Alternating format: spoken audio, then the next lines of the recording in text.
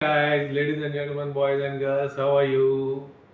Cricket and much more मध्ये आपलं स्वागत. तर मंडळी, रोको एरा शेवटी संपला. रोहित त्याच्या पाठोपाठ विराट दोघांनी लाल चेंडूला आता अलविदा केलेला आहे. दोघेही टेस्ट मॅच मधून रिटायर होतात. आता खरं तर एक खूप मोठी आता नवीन सायकल पण सुरू होते WTCची आणि इंग्लंडला आहेत सामने, 5 सामने आहेत. म्हणजे आता आपला इंग्लंडला जो संघ जाणार आहे त्याच्यामध्ये अनुभवाची कमी नक्कीच असणार आहे, हे दोघेही संघात नसल्यामुळे.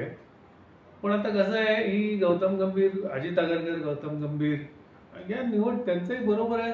ते आता पुढचा विचार करतायत. हे दोघेही आता करिअरच्या फॅग एंडला आलेलेच आहेत. त्यामुळे या दोघांना सबस्टिट्यूट शोधायलाच पाहिजे. मला असं वाटतं की पुढचा कॅप्टन असेल शुभमन गिल आणि त्याचा डेप्युटी असेल पंत, ऋषभ पंत. आता होणार असं आहे ना की या ह्याच्यामध्ये 2 गोष्टींची उणीव जाणवणार आहे आपल्याला या दौऱ्यामध्ये. एक तर अनुभव आणि दुसरी गोष्ट म्हणजे batting. Bowling all all all all good, बॉलिंगचा मोठा प्रश्न नाही आहे. पण 2 मॅच विनर आपल्या टीममधून एकदमच गेले. बघा आता अशी मोठी पोकळी निर्माण झालेली आहे. रोहित गेला, विराट गेला, अश्विन पण गेला. त्यामुळे आता इंग्लंडला जी जाणारी टीम आहे त्याचं आव्हान खूप मोठं असणार आहे. आणि हा शुभमन नौका कॅप्टन आहे. आता विराटच्या, रोहितच्या जागेवर बहुतेक 2-3 ऑप्शन आहेत. अभिमन्यू ईश्वरन आहे, करुण नायर आहे. मला तर असं वाटतं की थोडा एक्सपिरियन्ससाठी कदाचित पृथ्वी शॉला बोलवतील का, काही सांगता येत नाही. तसंच जर ह्याची जागा जर म्हटलं रोहितच्या, विराटची, तर त्याच्यासाठी श्रेयस आहे, सरफराज आहे ऑप्शन आहेत. पण शेवटी ह्या दोघांची जागा भरून काढणं म्हणजे सोपी गोष्ट नाही आहे ना, तो मोठा प्रश्न आहे. मला आता इथे निवड समितीला एक असं सजेशन द्यावंसं वाटतं की शुभमन नवीन आहे, त्याच्यावरती एकदम एवढ्या मोठ्या सिरीजची जबाबदारी सोपवण्यापेक्षा या सिरीजमध्ये रहाणेला बोलवावं आणि रहाणेच्या कॅप्टनशिप खाली शुभमन व्हाईस कॅप्टन असावा. बघा, आठवत आहे का तुम्हाला ऑस्ट्रेलियन टूर जेव्हा आपला 36मध्ये कुर्दा उडालेला होता, पहिली टेस्ट मॅच आपण हारलो होतो, तेव्हा रहाणेच होता की रहाणे बाकीच्या यांना बरोबर घेतलं त्यांनी आणि ती टेस्ट मॅच सिरीज आपल्याला जिंकून दिली. तर असं सुद्धा ऑप्शन विचाराधीन असेल का निवड समितीच्या, कळेल, लवकरच कळेल. पण एक गोष्ट नक्की की एक मोठ्या युगाचा आपल्या क्रिकेट, टेस्ट मॅच क्रिकेटच्या एका युगाचा अस्त झाला. हे चालायचंच आता. हे आपला सचिन गेला, सचिन, द्रविड, गांगुली, सेहवाग ही मोठी बॅटिंग लाईनअप गेली. म्हणजे हा नियमच आहे, काय म्हणतात ना, हे चक्र चालूच राहतं. आणि हे दोघेही आता फॅगेंडला आलेच होते. त्यामुळे हा निर्णय योग्यच म्हणायचा. आता ह्या परिस्थितीत आपण ह्याच्यामध्ये कसं परफॉर्म करतो हे मात्र बघितलं पाहिजे. तर मंडळी, आता ह्या दोघांच्या ह्याच्या निमित्ताने मला एक मी हे आपण न्यूझीलंडचा गेल्या सायकलमध्ये न्यूझीलंडची जी सिरीज होती, त्या न्यूझीलंडच्या सिरीजमध्ये आपला दारुण पराभव झाला होता. अनएक्सपेक्टेड न्यूझीलंडने आपल्याला 3-0 असं हरवलं होतं. आणि त्या ह्याच्यामध्ये या दोघांचाही परफॉर्मन्स म्हणावा तसा झाला नव्हता. तर त्या पराभवानंतर जेव्हा जबरदस्त टीका व्हायला लागली या दोघांवर, तेव्हा मी एक फेसबुक पोस्ट केली होती, ती मी तुम्हाला वाचून दाखवतो. कबूल आहे, दारुण पराभव झालाय. कबूल आहे, किवीजनी व्हाईट वॉश केलाय. 100 वर्षांच्या इतिहासात झाला नव्हता असा नामुष्कीचा प्रसंग ओढवलाय. सगळं खापर रोकोवर फोडलं जात आहे आणि त्यात काही प्रमाणात तथ्य हे आहेच.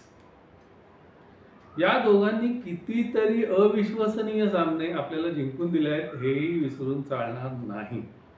थोडा धीर धरूया. थोड्याच दिवसापूर्वी ज्या वानखेडे स्टेडियमवर T20 विश्वचषक जिंकल्यानंतर रोको अँड कंपनी आपले हिरो होते, त्याच वानखेडेवर रोको अँड कंपनीला अगदी झिरो करणं आपल्याला शोभत नाही. झाल्या पराभवाची कारणं शोधून काढणं आणि त्यावर इलाज शोधणं हे गरजेचं आहे. पण बाद झाला, आता ब्लेम गेम हा नक्कीच थांबवला पाहिजे. विचार करा, सीमारेषेच्या बाहेर आपल्याला एवढं वाईट वाटतंय, तर सीमारेषेच्या आतल्यांना काय वाटत असेल? रँक टर्नरवर आपली भंबेरी उडाली यात काही संशय नाही. पण आता सामने होणार आहेत ऑस्ट्रेलिया. तिथे बाउन्सी विकेट्स असणार आहेत, बॅटवर चेंडू चांगले येणार आहेत, रोको स्टाईलला अनुकूल पिच असणार आहे. लेफ्ट आर्म स्पिनर आपल्याला सतावतात. ऑस्ट्रेलियाकडे नाव घेण्यासारखा लेफ्ट आर्म स्पिनर नाही. या सर्व गोष्टी आपल्या फलंदाजीला पोषकच आहेत. WTCची शर्यत आता आपल्यासाठी अवघड झाली आहे. बहुतेक पहिल्या 2 संघांमध्ये आपला संघ असेल असं आता वाटत नाही. तरीही अजून आशा आहे. Form is temporary but class is permanent. रोकोच्या क्लासबद्दल कुणाच्याही मनात डाऊट असेल असं वाटत नाही. पण दोघांचा फॉर्म मात्र नक्कीच ढेपाळला आहे.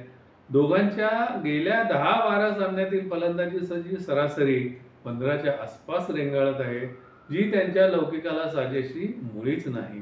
रोकोना रोखण्याची वेळ आली आहे अशी हाकाटी आता पेटली जात आहे. पण रोको एका मालिकेतील सपशेल अपयशानंतर संघाचे दरवाजे अगदीच बंद करणं अन्यायकारक ठरेल. काय सांगावं? रोको या अपयशानंतर फिनिक्स पक्षासारखी झेप घेणार नाहीत कशावरून? एक हाती सामना जिंकून देण्याची क्षमता दोघांमध्येही आहे. कदाचित ऑस्ट्रेलियामध्ये असं घडेल सुद्धा. एक गोष्ट नक्की, अति आक्रमक खेळामुळे आपण सामने हारत आहोत. T20च्या माइंडसेटमधून बाहेर पडून कसोटी क्रिकेट खेळणं गरजेचं आहे. तेंडुलकर, सेहवाग, द्रविड, लक्ष्मण, गांगुली अशी दृष्ट लागण्यासारखी बॅटिंग ऑर्डर नेहमी लाभत नसते. संघ सुस्थितीत जाईपर्यंत एका बाजूने नांगर टाकून दुसऱ्या एंडला फटकेबाजी ही रणनीती कसोटी सामन्यासाठी योग्य ठरते. गावस्कर, द्रविड, तेंडुलकर, पुजारा असे सलग दिवस दिवस खेळपट्टीवर ठाण मांडून खेळणारे आणि गोलंदाजांना दमावणारे भारतीय फलंदाज गेले कुठे? अति आक्रमक खेळामुळे आपण धावफलकावर पुरेशा धावा लावत नाही. केवळ हेच कारण आहे आपल्या अलीकडच्या अपयशाचं. पुजारा, रहाणे, श्रेयस अशा परिस्थितीनुसार फलंदाजी करणाऱ्या फलंदाजांची अनुपस्थिती नक्कीच जाणवत आहे. अलीकडे आपला संघ सबंध दिवसाच्या खेळात वर्चस्व गाजवत असतानाच आपले खेळाडू मध्येच कुठेतरी 15-20 मिनिटे अर्ध्या तासाच्या खेळात असा काही बेजबाबदार खेळ करतात की तोपर्यंत कमावलेल्या सर्व गोष्टींवर पाणी फिरवलं जातं. हे थांबलं पाहिजे. गोलंदाजी व क्षेत्ररक्षण यातही सुधारणेला वाव आहे. पण तसं आलबेल आहे. सिराजचा ढेपाळलेला फॉर्म हा चिंतेचा विषय आहे. कुलदीप हा आपला प्रमुख विकेट टेकर आहे. त्याला सर्व सामन्यात खेळवलं पाहिजे. बुमराह आज जगातला सर्वश्रेष्ठ ओपनिंग बॉलर आहे, यात काही शंकाच नाही. पण समोरून त्याला तेवढी तोलामोलाची साथ लाभायला हवी. शामी तंदुरुस्त असता तर हा प्रश्न सुटला असता. हार्दिक हा नक्कीच चांगला अष्टपैलू खेळाडू आहे. त्याला कसोटीत का खेळवलं जात नाही माहीत नाही. कदाचित फिटनेसचा इश्यू असावा. अश्विन ऑस्ट्रेलियात नक्की चालणार. गोलंदाजी ठीकठाक आहे, पण फलंदाजीवर भरपूर काम करावं लागणार आहे. रोहितची कप्तानी चांगलीच आहे, काय वादच नाही. पंत हा एखादी मॅच फिरवू शकतो. प्रत्येक खेळाडू आपल्या क्षमतेनुसार खेळला तर बॉर्डर गावस्कर ट्रॉफी आणि वर्ल्ड टेस्ट चॅम्पियनशिप दोन्हीही आपल्या आवाक्यात आहेत. बघूया काय होतंय. प्रत्येक भारतीयांच्या सदिच्छा तुमच्याबरोबर आहेतच. आता इथे एक गोष्ट सांगायची वाटते की श्रीलंकेकडून ODI वर्ल्ड कप फायनल हारल्यानंतर मार्क टेलरची प्रतिक्रिया खूप मार्मिक होती. कबूल आहे, विश्वचषक जिंकू शकलो नाही आम्ही, पण क्रिकेट काही संपलेलं नाही. तसंच मित्रांनो, व्हाईट वॉश झालेला आहे, पण क्रिकेट संपलेलं नाही. दोस्तो, पिक्चर अभी बाकी आहे. ही माझी पोस्ट होती. पण आता खरोखरच पिक्चर बाकी नाही आहे. निदान या रोकोच्या ह्याच्यामध्ये तरी त्यांच्या दृष्टीने हा सिनेमा आता संपलेला आहे.